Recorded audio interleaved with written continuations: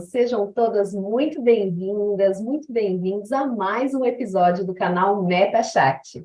Eu sou Ana Caru e hoje, numa entrevista muito especial, eu vou trazer aqui para vocês a mentora de mulheres, Mabile Gonçalves. Ela que vai falar um pouco sobre equilíbrio na carreira e na vida pessoal. Então, fica ligadinha aí, vai ser maravilhoso e vamos junto nessa viagem interior.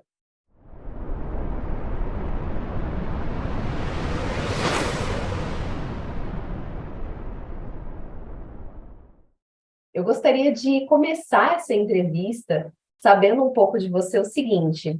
Eu sei que você vem do mundo corporativo. A ideia aqui hoje é a gente conversar um pouco sobre esse equilíbrio entre vida, carreira, espiritualidade. E a gente sabe que sendo mulheres fica difícil às vezes, né, equilibrar todos os pratinhos, é muita coisa junta. E eu queria entender, antes de mais nada, como foi que se deu essa transição sua do mundo corporativo, porque eu sei que você vem desse universo, para começar a olhar. Então, vou pedir que você se apresente para o pessoal e traga um pouquinho desse início da sua história. Bom dia, olá Ana, é um prazer estar aqui com vocês para essa entrevista. Fiquei super feliz com o convite. Vou me apresentar um pouquinho, né? Meu nome é Mabile Gonçalves. Hoje eu atuo como mentora e treinadora de mulheres, com foco em equilibrar a carreira e as nossas questões pessoais, né? Eu vim do mundo corporativo depois de quase 20 anos atuando no mundo corporativo, em posições aí de liderança, tanto na área comercial quanto na área financeira. O mundo corporativo ele é um mundo bastante masculinizado, né? E nós mulheres, quando vamos para esse local, a gente muitas vezes para conseguir se impor, para conseguir ter direito de voz, de fala, a gente também aos poucos vai se masculinizando, né? Eu tive uma trajetória que foi bem bacana, né? Conquistei muitas coisas materiais, mas também perdi muitas coisas nesse caminho, né? Principalmente naquilo que tange as minhas questões pessoais mesmo, com o marido, filhos, meu tempo, né? E por causa disso tudo, né, que depois eu conto com um pouco mais de detalhes para vocês, hoje eu resolvi atuar mostrando para as mulheres que a gente consegue equilibrar, a gente consegue sim trazer uma remuneração para nossa casa, para as nossas questões, e consegue sim também ter tempo de qualidade com a família, com os filhos, a gente não precisa abrir mão de nada. A impressão que eu tenho é que muitas vezes nós mulheres nos sentimos culpadas, a gente se sente culpada, ora porque foi para o mercado de trabalho, a gente se sente culpada porque a gente não está em casa, não está com a família, com o marido, com o pai, mãe, com filhos, ou a gente também se sente culpada se a gente não vai para o mercado de trabalho e fica em casa. Muitas vezes a gente também se sente culpada porque a gente não tem como trazer essa rentabilidade, essa remuneração. Eu sempre vivi assim, nesse período que eu estava no mundo corporativo, essas duas culpas. Então, uma hora eu me sentia culpada porque eu não estava em casa, porque eu estava trazendo os bens materiais, vamos dizer assim, e muitas vezes eu me sentia culpada porque eu estava lá trabalhando, sendo muito bem remunerada, mas eu estava perdendo a festa da escola do filho, eu estava abrindo mão de estar com meu marido, eu estava abrindo mão de aniversário de pessoas importantes, e realmente é um grande desafio para a gente, né? Então, hoje, a minha missão é fazer com que as mulheres olhem para isso de uma forma saudável, de uma forma mais tranquila, mais leve, porque pode ser leve, dá para ser leve. Legal, é muito importante isso. Eu tenho certeza que muitas mulheres que assistam esse vídeo vão se identificar, porque eu acho que é algo que é muito natural. No ser mulher já é vir com esse saquinho de culpa nas costas, assim, por todas as exigências que a gente sofre realmente dentro da sociedade, dessa perfeição, de estar sempre inteira, fazendo tudo, dando atenção para todo mundo, tendo sucesso e ao mesmo tempo estando linda, bonita, plena, maravilhosa, maquiada, né? Muitas vezes em Maquiada, cima hoje, do inclusive, eu nem salto. passei maquiagem, passei só um batonzinho, e é interessante, né, quando a gente começa a falar dessa questão do equilíbrio, nós principalmente mulheres, nós nos habituamos a usar muitas máscaras, né, para sermos aceitas nos espaços. Então, quando a gente está no mundo corporativo, a gente veste uma máscara que nos deixa mais masculina, né? Tanto nas roupas, quanto na fala, quanto no jeito, né? Num posicionamento menos amoroso e mais racional, porque é aquela máscara para aquele local. Muitas vezes a gente tem as máscaras para ser aceita em outros espaços mais femininos, aonde é quase que uma exigência você estar com uma beleza física perfeita, né? Então, cabelo escovado, tá maquiada, tá com uma determinada roupa de uma determinada marca. E é interessante, o meu cabelo, ele é enrolado, ele é super enrolado. E assim, faz muitos e muitos anos que eu tenho usado esse cabelo, né, de uma forma mais, como que eu posso dizer? De uma forma mais lisa, né? Mas ele é preto e ele é enrolado. E eu até aproveitando para contar isso para vocês a respeito das máscaras, a gente se pega com essas máscaras mesmo depois de começar um caminhar para essa parte do desenvolvimento humano, do desenvolvimento pessoal. Eu mostrei uma foto de quando eu comecei a namorar com meu marido, de quase 20 anos atrás, para os meus filhos. Eu tenho um filho de 5 anos e um filho de 9. E aí eram as minhas fotos com o meu rostinho natural, com a minha carinha natural, com o meu cabelo natural, tudo natural. E os meus filhos não me reconheceram. Tudo bem eles não me reconhecerem, porque a mãe deles, para eles, é essa pessoa que usa essa máscara há bastante tempo. Sim. Mas uma coisa que me chamou a atenção, Ana, e aí a gente falando de máscaras, e quem são as pessoas que a gente quer deixar para o mundo, né? Porque quando a gente tem filhos, a gente também começa a pensar bastante sobre essa questão. Eu ia fazer um evento, né? Porque eu faço muitos eventos voltados para a espiritualidade, para essa questão feminina.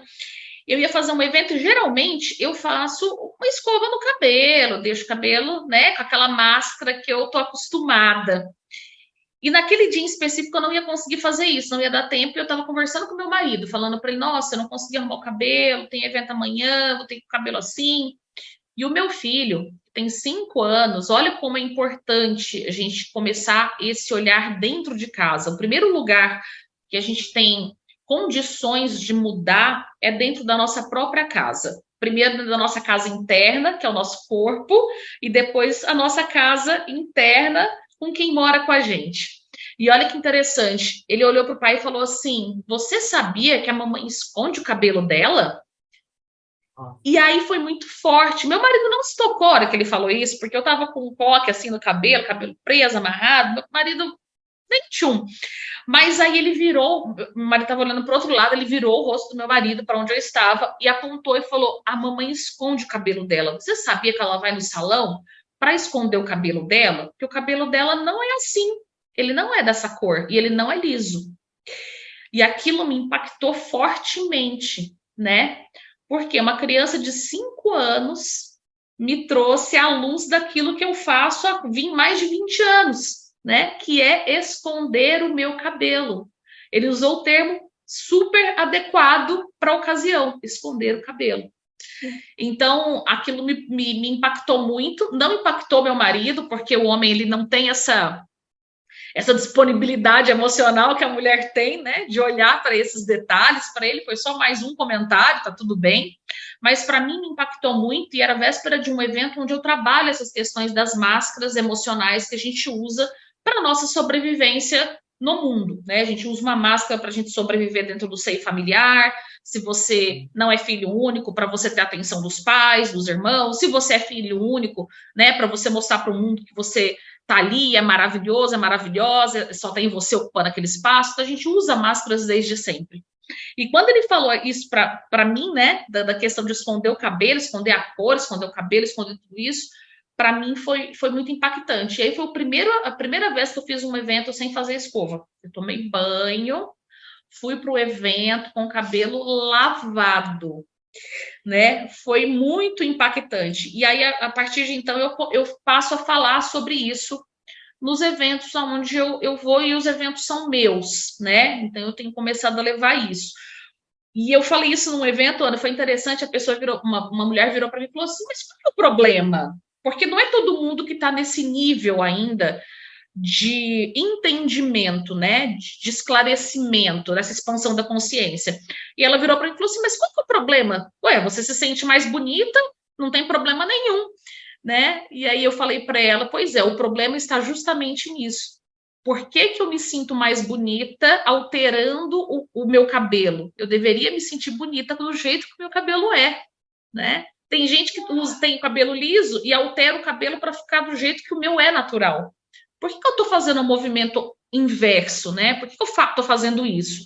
Então, são as reflexões que a gente começa a fazer quando a gente começa a olhar para essa nossa questão de expansão de consciência, né? De quem a gente é, dos porquês a gente faz cada coisa que a gente faz. Então, parece um detalhe, né? Mas olha como que isso ficou forte na cabeça dessa criança. Eu mostrei uma foto de 20 anos atrás que ele não reconheceu a mãe. A mãe dele é essa pessoa que usa esse cabelo alisado aqui, que agora não desalisa mais, né? Pelo menos até crescer tudo. E ele não reconheceu e ele ficou tão incrédulo com aquela situação que ele precisou contar para o pai. Falou: essa mulher aí é outra, viu? Essa mulher aí tá diferente, né? Então é muito, né? Sim, Interessante. sim. Enfim, precisava compartilhar isso com vocês, porque eu acho que faz sentido aqui com a nossa conversa. Sim, totalmente. E é interessante, né, esse comentário que foi trazido a respeito do, poxa, mas você se sente mais bonito. E uma coisa que a gente traz muito, né, a Caiane, que é a liderança aí das Filhas do Sol, traz muito e brinca muito, que é que se tem uma coisa que a gente pode, é poder. Então, a gente pode ser o que a gente quiser, do jeito que a gente quiser, mas acho que é justamente nesse lugar de compreender que hoje eu quero estar assim com o meu cabelo liso, simplesmente porque eu quero, mas se eu tiver que estar com ele enrolado, também tá tudo bem, né? Então, esse lugar de aceitação e de conforto com o que é natural, e a partir desse conforto e dessa aceitação, poder escolher qualquer outra oportunidade, mas não pela não aceitação. Eu brinco muito com os alunos de canto que eu falo que a ideia é você aprender a usar a sua voz para que você use de formas diferentes por opção. E não que você use de uma forma X ou Y por falta de opção de não conseguir ou não saber fazer outra coisa. Então, essa questão do cabelo é muito isso também. Você tem muitas opções de trazer, mas será que você tem realmente a opção ou será que aquilo se tornou uma falta de opção pelo que é exigido de você, né? Então, esse lugar realmente faz toda a diferença. O porquê eu uso, não é o usar ou não usar, mas o porquê eu uso, né? E isso é muito forte. E realmente, você falando, trazendo a fala do seu filho, poxa, eu fiquei arrepiada na hora que você falou, porque meu Deus, é isso, né? É esse questionamento. Eu tô agora também com o meu cabelo 100% natural, e ele fica todo enrolado. Ontem eu lavei, aí hoje eu penteei ele, então ele fica menos marcado os cachos, mas ele tá extremamente enrolado, assim. E tá lindo, eu tô amando esse cabelo, porque fazia tempo que eu não usava, eu sou muito de fases, né? Mas o nosso cabelo fala muito sobre, para a mulher é muito importante, de fato. O homem realmente acaba não tendo essa dimensão, mas para a mulher traz muito essa coisa da identidade, né? Seja de uma forma muito, ter muitas possibilidades de mudança, e tem gente que gosta muito de mudar e tem gente que gosta de manter, mas fala muito sobre essa alteração. Então, geralmente, a mulher, quando ela quer mudar, a primeira coisa que ela faz é ir lá e mexer no cabelo. Quando ela muda muito por dentro, o cabelo vem e fala, não, agora eu vou cortar, agora eu vou pintar, agora eu vou fazer isso, eu vou fazer aquilo. Então, trata-se muito de uma personalidade. E o que eu queria, de repente, trazer aqui, que eu acho que é uma coisa interessante, em que momento da sua vida, porque geralmente a gente tem um start para mudar de visão. O que aconteceu para você ter essa virada de olhar para esse mundo dentro do corporativo e ter essa postura mais corporativa, mais masculinizada, para olhar e falar assim, poxa, eu acho que eu preciso ajustar. Você trouxe sobre o tempo, né, sobre essa questão da culpa e tudo mais, mas houve alguma coisa em especial que foi o que realmente startou essa sua virada de chave? Eu acho que é uma construção de um momento, né? A gente não tem um momento que é aquele momento que você acordou. Tem, assim, algumas gotinhas de água que vão caindo e chega uma que transborda o copo.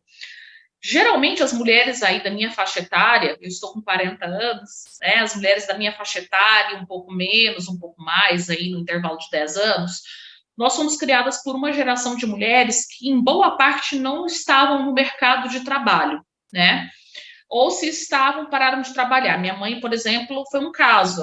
Ela ficou grávida e ela optou por deixar de trabalhar naquele momento, porque meu pai supria ali o básico, né? A necessidade. Então, ela fez uma opção de não trabalhar.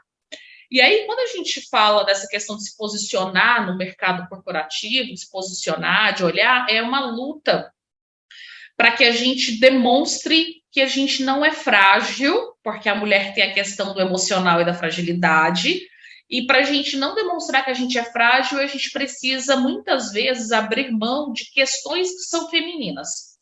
Por exemplo, nós, biologicamente, nós menstruamos, né? O homem não menstrua. Então, nós temos durante um período do mês, uma fase do mês em que sim, nós sentimos cólica, que sim, nós podemos ter dor de cabeça, a gente perde sangue. Então, obviamente, a gente tem uma questão que é fisiológica que está aquém do nosso resultado máximo. É óbvio isso, né? Só que quando a gente vai para o mercado competir com uma pessoa que não tem essas questões, a gente muitas vezes precisa passar por cima disso tudo. A gente passa por cima, às vezes, de uma cólica, a gente passa por cima do fato de a gente estar um pouco mais fraca, porque a gente está perdendo um sangue, né? Aquilo ali é uma pequena hemorragia. E a gente vai, aos poucos, a gente vai passando por cima de muitas coisas. A gente vai passando por cima das questões de, às vezes, querer ser mãe, né? Então a gente vai adiando a maternidade ao máximo possível, porque em muitos lugares a gente percebe que se a gente ficar grávida, a gente vai ser mandado embora, e se você tiver um filho pequeno, você não vai conseguir se recolocar no mercado de trabalho. Então, é um monte de coisa que vai acontecendo. Eu fui criada por uma mulher que saiu do mercado de trabalho e que, num dado momento da história, o casamento não estava legal, as coisas não estavam legais, e ela não tinha renda, né? Para poder, eventualmente, falar, não, para mim não está dando mais certo. Então, o que ela fez a partir disso? Ela tentou me criar da melhor forma possível para que eu fosse independente, né? Para que eu tivesse o meu lugar garantido por mim mesma, independente de uma outra pessoa, independente do marido, de alguém conseguir eventualmente me sustentar. Então, a gente tem uma raiz aí de posicionamento masculinizado no mercado de trabalho que vem lá de trás e a gente não se dá conta, né?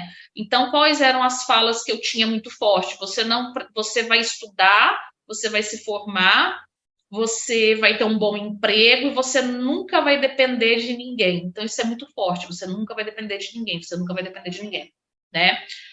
E todo mundo depende de alguém em algum momento. A gente sempre precisa, né, do outro perto da gente. A gente não é uma ilha isolada. Só que a gente cresce ouvindo essas coisas. Então, eu cresci ouvindo isso e muitas mulheres cresceram ouvindo coisas muito parecidas, né? Por outro lado, a gente também tem aquela cobrança, agora não tanto, mas as mulheres da minha faixa etária tinham de, nossa, você vai ficar patia, né? Então, com 30 anos, você já tinha que estar casada, com filho, com tudo resolvido na tua existência. E nessa faixa etária, entre 25 e 30 anos, é uma faixa muito produtiva profissionalmente. É um momento que você está entrando fortemente para o mercado de trabalho, né? Então, pensa só, como que é contraditório? Eu preciso estar no mercado de trabalho, eu preciso superar os homens, eu tenho as minhas questões que são fisiológicas, que são biológicas, 3, 4 dias por mês, eventualmente, eu posso ter uma situação que me deixa, né, mais emocional, né, por questão hormonal, questão da minha menstruação, as minhas questões, posso ter dor de cabeça. Se eu quero ter filho, não tem como eu delegar isso para o marido, tem que ser eu, né? Não dá para falar para o homem, ó, esse ano é você que engravida, ano que vem sou eu, tá? Vamos revezar isso. Não tem condição. Então a gente começa com isso muito forte dentro da gente, né?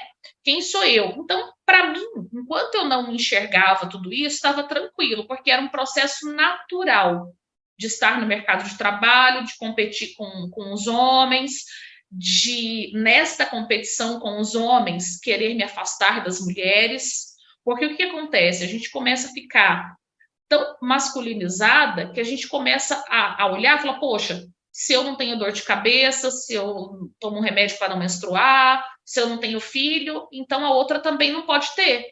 Porque como assim? É muito mimimi, isso é muito coisa de mulherzinha. E eu falava isso, inclusive. que eu preferia trabalhar com homens porque as mulheres faziam muito mimimi, né? Acontece que nesse caminho, né, se é que a gente pode dizer que foi uma virada de chave, eu tive duas grandes situações. A primeira foi que, em um dado momento, eu estava... meu filho mais velho, ele era pequenininho, ele tinha um torneio para participar que era à noite. E eu queria muito estar presente, era fora do meu horário de trabalho, só que o meu trabalho demandou uma emergência e eu precisei atender. Na verdade, assim, você fica numa situação que... O que você adia? As duas coisas são importantes naquele momento. Mas o que você adia? Hoje, tá? Se fosse hoje, depois de ter passado todas as situações que eu passei, eu ia com certeza cancelar o trabalho. Dane-se, né? Com a visão que eu tenho hoje. Mas por que eu tenho essa visão hoje? Porque lá atrás não foi o que eu fiz. Lá atrás eu sofri muito, eu abri mão de estar com meu filho nesse dia.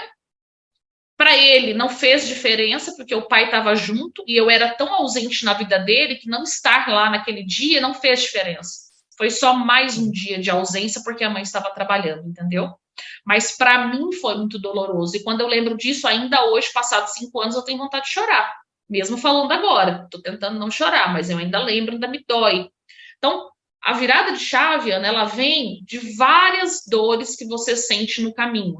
São várias dores que vão cristalizando. Então, um dia é um campeonato que você não foi, outro dia é uma reunião de escola que você não foi, outro dia é uma situação de um aniversário que você podia estar com o marido e você não está, né? Outro dia é um dia que você está passando super mal, mas você vai para aquele mercado, né? Porque você sente medo de não estar mais lá, você vai se sentindo coagida, né?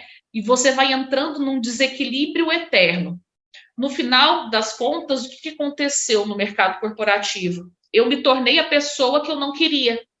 Porque eu olhava para algumas lideranças, quando eu ainda não estava nesse vulcão, e eu pensava assim, puxa vida, fulana não está vendo o filho crescer, Beltrano não está vendo o filho crescer, tá? Enquanto eu estava em algumas posições em que a minha liderança não era tão alta.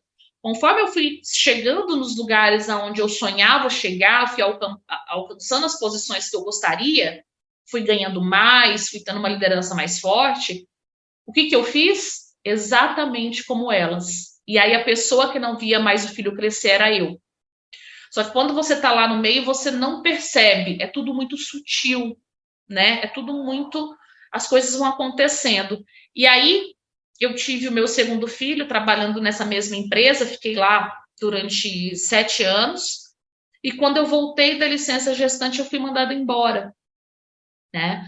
Aliás, antes de eu ficar grávida, uma liderança que era mulher me falou, Mabel, agora que você está sendo promovida para esse cargo, eu só queria te avisar que se você ficar grávida, você vai ser mandada embora. E foi assim, desse jeito, a queima-roupa. E aí era mais uma ameaça de tantas que eu já recebia no decorrer da minha trajetória profissional. Eu falei, bem, né, ok. Só que nesse momento já estava cristalizado na minha mente que eu não ia abrir mão da minha família, não mais, né? E dali 2 anos eu engravidei e quando eu voltei da licença eu fui mandada embora, como realmente havia sido comunicado antes, né? Que não era permitido a mulher ter filho e ficar ausente.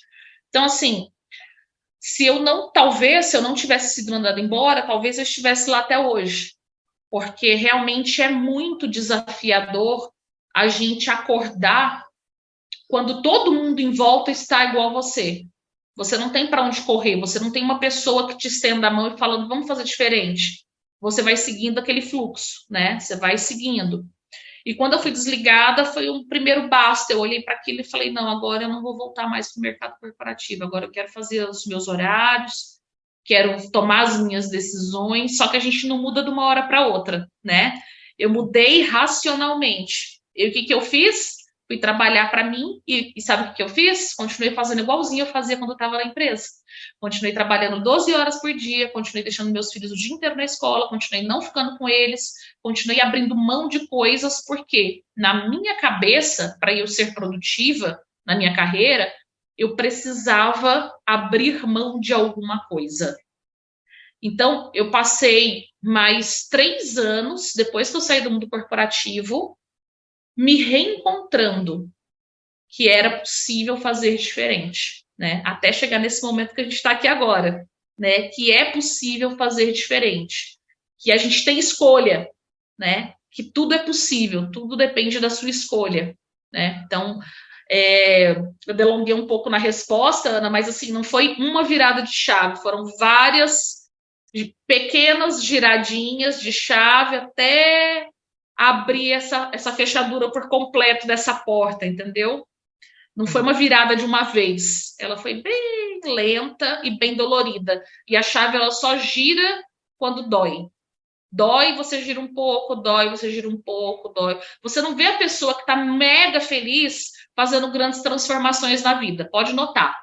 A pessoa que faz grandes transformações na vida é porque passou por uma dor gigante. Aí ela aprendeu alguma coisa e ela mudou. É igual empresa, né? Não tem empresa que esteja enorme, gigante, que não tenha passado por uma falência ou quase falência ou bem perto de uma falência. Por quê? Porque foi nesse momento do vale ali que ela caiu, que ela falou, opa, peraí, tem jeito de fazer diferente, eu tenho escolha. E aí a pessoa escolhe fazer diferente. Então, são várias viradinhas de chave. E às vezes até o contrário, né? Às vezes até quando você percebe que você não vai ter mais escolha de continuar no lugar onde você está, e aí você é obrigado a sair dele de um jeito ou de outro. Mas eu concordo plenamente, eu agradeço muito por você trazer essa parte da sua história, porque é realmente muito forte, muito profundo, e eu tenho certeza que vai servir de inspiração para muita gente. E para a gente ir finalizando aqui, eu gostaria que você trouxesse alguma coisa que você acha que é relevante, assim, se você pudesse dizer, né? Hoje você trabalha com isso muito fortemente, eu particularmente gosto muito do trabalho que você faz, eu acho lindo, tive já a oportunidade de estar com você em eventos presenciais, e, poxa, se fosse para você deixar uma mensagem, assim, para as mulheres que passaram por essa transição, ou que estão, de repente, vivendo esse momento ainda de muitas questões internas, se você pudesse sintetizar em poucas palavras, o que você traria de reflexão para as mulheres que estão querendo olhar mais para si e equilibrar a vida, a carreira, seja como empreendedora ou seja dentro do mercado de trabalho, o que você poderia dizer para essas mulheres? Pois é, Ana, uma coisa que eu gosto de falar muito nos eventos é prioridade. O que é equilíbrio? Equilíbrio é você saber o que é prioridade. Porque quando você define o que é prioridade, tudo que fica em volta é o que sobra. Então, não te causa culpa. Como que a gente define o que é prioridade? Pensa o seguinte, eu faço um exercício, vou fazer com vocês aqui rapidinho, que é o seguinte, faz uma análise. Poxa vida, se alguém chegasse para você e falasse assim, esse é o último ano de vida, você só tem mais um ano, o que você vai fazer? Tá? Então, agora você vai parar o vídeo e vai anotar. Eu vou falar rápido, mas você vai anotar com calma. Então, vai pausando, tá bem? O que vai acontecer? Só tem mais um ano. Vai lá e coloca tudo que você faria em um ano, tá? Porque é difícil a gente encontrar o que é prioridade na nossa vida. E esse exercício, ele traz muita clareza pra gente. Aí, você vai elencou, colocou lá um tanto de coisas, 10 coisas. Imagina que alguém chega e vai na contagem regressiva e fala, agora você tem 6 meses. Você corta mais um pouco. Aí passou um tempo, alguém chega e fala, agora você tem 3 meses. Poxa vida, você vai cortar mais um pouco. De 3 meses cai para um mês. Você corta mais um pouco. Chega uma hora que tudo aquilo que você tinha para fazer em um ano, você olha e sobraram uma ou duas coisas para fazer em um mês, 3 coisas, certo? Quando a gente acha que tem todo o tempo do mundo, a gente vai deixando tudo que é importante para depois. Quando a gente sabe que tem pouco tempo, a gente faz rápido o que precisa ser feito. Então, você vai encontrando o rumo da sua prioridade. E aí, nos eventos, eu falo assim, poxa, agora que você já sabe o que você faria se tivesse um mês, corta mais um pouco. Se você soubesse que você só tem 24 horas, o que você faria em um dia? Um dia, pensa, só tem um dia. O que dá para você fazer que é importante, que você não pode morrer sem fazer? Nessa hora, geralmente, a mulherada entra em desespero, quando eu falo nos eventos, né? Só que a hora que ela se desespera e olha, ela fala, nossa, não tem mais nada para cortar. Eu falo, então pensa o seguinte, você tá lá para morrer de fato, tá? Alguém falou que você tem 1 hora de vida, só mais 1 hora. Você tem tudo aqui, ó, à sua disposição, telefone, celular, você pode pegar um avião, você tem 1 hora. O que você vai fazer com 1 hora? Quando você olha o que você faria se tivesse a última hora, você encontrou o que é prioridade. Então, o resto não faz diferença mais. E a gente começa a trabalhar em prol dessa 1 hora, do que falta, né? Dessa uma única hora. E geralmente o que eu falo, né, quando eu estou nos eventos, o que eu faria na minha última 1 hora, né? Eu gostaria de morrer abraçadinha com toda a minha família, assim, ó, agarradinha, né? Com quem? Meu marido, meus filhos, minha mãe, meu pai, meu irmão, com essas pessoas, é o que eu gostaria, sabe? De morrer assim, você fala, tem 1 hora que você vai morrer, meu, deixa eu sentir esse abraço aqui a última vez, eu quero estar perto dessas pessoas, é só isso, mais nada. E aí você começa a ver o que é importante para você. Então, se para mim seria importante sentir esse abraço dessas pessoas, então essas pessoas são as mais importantes para mim, né? Então, o que eu tenho que fazer para estar bem e estar perto delas e elas estarem perto de mim? Isso te corta um caminhão gigante de coisas inúteis que a gente faz todos os dias e que não levam a lugar nenhum, né? Então, o que é o equilíbrio? O equilíbrio é você encontrar o que é prioridade. O resto fica para depois. Então, o que é prioridade, você foca e vai, tá? Então, essa que é a grande chave, né? Não é tarefa fácil descobrir o que é prioridade, porque parece que tudo é prioridade. Se eu tivesse 1 hora para morrer agora, eu ia estar preocupada com o boleto? Não, dane-se o boleto. Né? Eu ia estar preocupada? Não. Eu ia estar preocupada com quantas pessoas estão me assistindo no Instagram, no YouTube? Não. Dane-se, as pessoas nem sabem quem eu sou, né? Então, o que seria importante? Estar com essas pessoas perto de mim, né? Então, a gente começa a avaliar por um outro ângulo bem diferente. E a gente só descobre isso quando dói, quando a gente fica impossibilitado de ter aquilo que é importante, né? Então, aí a gente vai trazendo clareza para as situações. Espero ter ajudado, né? Quem está buscando equilíbrio, quem está buscando descobrir o que é prioridade para si, porque essa realmente é uma forma muito poderosa de descobrir o que é prioridade para você e focar naquilo que realmente importa. Quando a gente foca no que importa, a gente deixa de sentir culpa, né? A gente sente culpa quando a gente acha que as outras coisas são importantes. Deixou de ser importante, você não sente culpa mais. Maravilhoso, nossa, adorei, gratidão infinita. Acho que é uma ferramenta muito legal, é simples ao alcance de todo mundo, basta ter um papel e uma caneta ali à disposição de parar um tempo para olhar para dentro, né? Não é fácil, não é simples, porque a gente tem que realmente ser muito sincera com a gente para poder fazer esse exercício, mas é um exercício que está ao alcance de todo mundo, então fica como uma grande ferramenta aqui para todo mundo que acompanha a gente no MetaChat. E como uma última questão, quero te convidar a deixar aí a sua rede social para as pessoas que quiserem conhecer mais desse trabalho que você faz. Aê, gente, meu nome então é Mabile Gonçalves.